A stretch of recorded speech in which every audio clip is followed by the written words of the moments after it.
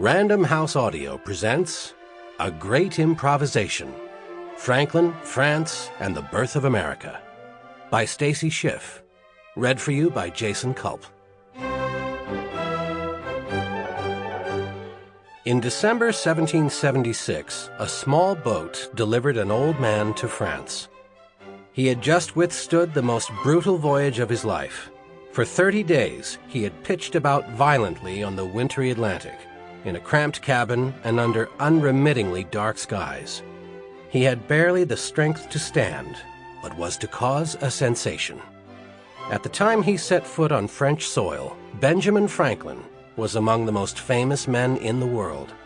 It was his country that was the great unknown. America was 6 months old, Franklin 70 years her senior. And the fate of that infant republic was, to a significant extent, in his hands. In many ways, he was splendidly suited to what would prove the greatest gamble of his life.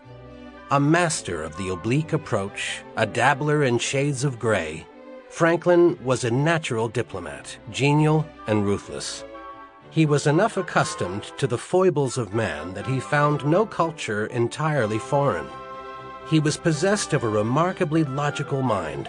The French would marvel over his ability to reduce any problem to its simplest terms.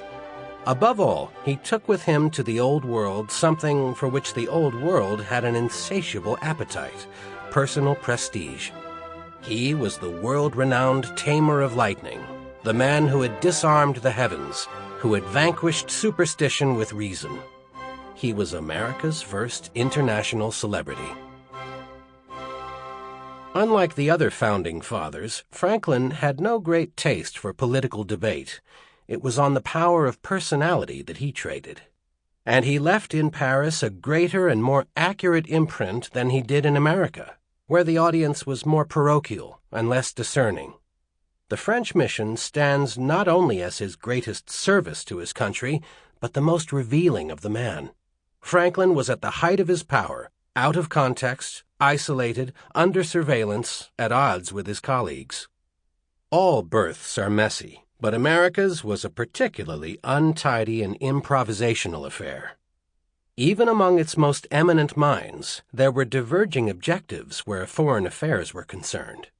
Washington's was to win the war without French troops.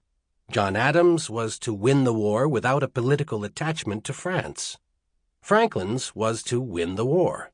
He was nowhere more dogged or more stubbornly idealistic. As has been said of him, politically he was an American before it was really possible to be one. Misunderstood in European minds, America was barely united in its own. But America was an entity that Franklin saw very clearly, often to the point of delusion, and one in which he professed unwavering faith. "The greatest revolution the world ever saw is likely to be effected in a few years," he concluded, when he had least reason to, following a humiliating early encounter with the French foreign minister. When, 7 years after she had declared it, America won her independence, Franklin wondered how it all could possibly have happened so quickly, and how he had been so lucky as to witness that miracle. Always a generous soul, Franklin left his best years to his biographers. The outline for his unfinished autobiography ends, "To France, treaty, etc." This is the story of those 4 words. Certainly, Franklin's French adventure taxes the more familiar version of the Revolution. It is not a pretty part of the seminal story. It is very near an insult to American ingenuity. At first blush, the waltz with decadent Europe seems profoundly discordant. What could be more un-American than the tale of an old man who went east? But American independence fell out of a conflict that was neither as neat, nor as commonsensical, nor as American-centric as one might like to believe. The majority of the guns fired on the British at Saratoga were French. 4 years later, when the British set down their muskets at Yorktown, they surrendered to forces that were nearly equal parts French and American. all of them fed and clothed and paid by France, and protected by de Grasse's fleet. Without French funds, the revolution would have collapsed. By a conservative estimate, America's independence cost France more than $1.3 billion, the equivalent of $9 billion today. France was crucial to American independence, and Franklin was crucial to France. As it happens, his mission also conforms to the most genuine of American dramas, involving as it does three familiar elements: a borrowed identity, a getaway, and a swindle. At its center stands something equally homespun, a self-made, street-smart, civic-minded individual who, roused by ideals crackling in the distance, harnesses those forces and wrestles them to the ground for closer examination with his bare hands. To an 18th-century European mind, that was as wholly improbable as a republic that might endure. The first mistake in public business is the going into it. 1776. Silas Deane was stranded in Paris, sick with anxiety and nearly out of invisible ink. A spy trailed him mercilessly. His frantic letters home met with stubborn silence. By his calculation, he was a month from bankruptcy. Having arrived in Paris on July 7, 1776, he had heard neither of self-evident truths, nor of unalienable rights, nor of the consent of the governed until October, and then only as the stuff of rumor. That solemn declaration appealed to divine providence for support. But should providence prove less than forthcoming, Deane was charged with a backup plan. "We look only to heaven and France for succor," a determined member of the American Congress announced that fall. Deane was in Paris on a discreet shopping expedition.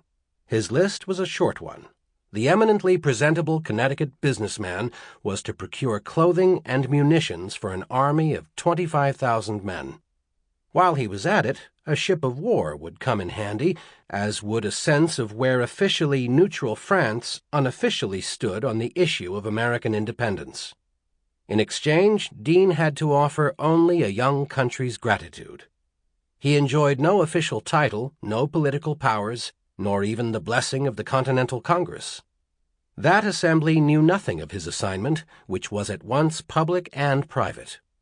The 5-man committee of secret correspondence, a forerunner of the State Department, had quietly dispatched Deane to test the political waters.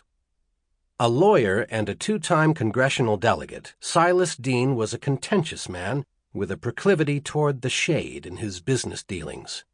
In his own analysis, he found himself so incapable of acting a tame, equivocal part that I do not always act even a cautious one. Deane wrote his greatest burden down to his colleagues' incommunicativeness. "For heaven's sake," he that fall rebuked the silent secret committee, "if you mean to have any connection with this kingdom, be more assiduous in getting your letters here."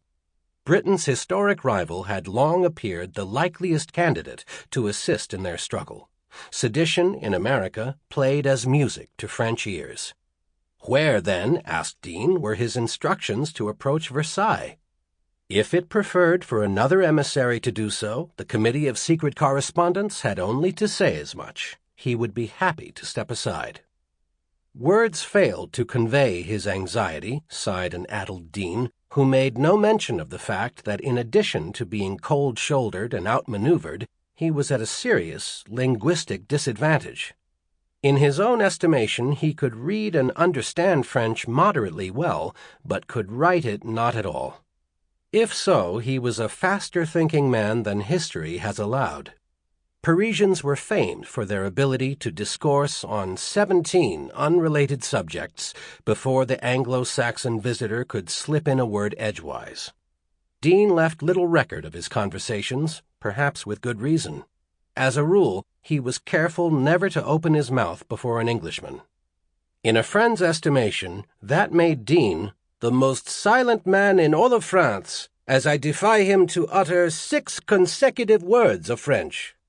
That analysis was from one of the well-wishers, a man who spoke no English, but through whom French sentences, paragraphs, voluminous memoranda coursed in streams, rapids, and cataracts, who devoted more lines Sample complete. Ready to continue?